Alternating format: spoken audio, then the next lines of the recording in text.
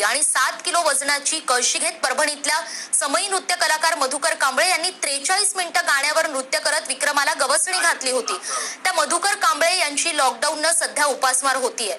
शासनानं आम्हाला मदत करावी अशी मागणी त्यांनी केली आहे। तर मधुकर कांबळे यांनी परभणीमध्ये वीट भट्टीवर काम करत नृत्याच्या बाबतीत रेकॉर्ड केला आणि आता लॉकडाऊननं वीट भट्टी बंद आहे, तसंच ते करत असलेले कार्यक्रम सुद्धा बंद झाल्यानं मधुकर कांबळे आणि त्यांच्यासारखे असंख्य लोक कलावंत हे सध्या उपासमारीचा सामना करतायत।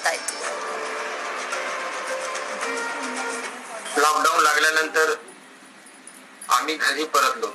ते आपापले जीव वाचवा, कोणी म्हणे इथं जागा नाही, कोणी म्हणे घरी जाणार नाही, येताना आमची बिकट अवस्था। पण काम करून घरी आल्यानंतर घरच्यांना आमच्याकडून काहीतरी कमाईची आशा होती की तुम्ही आल्यानंतर लेकरांची शाळेची फी भरून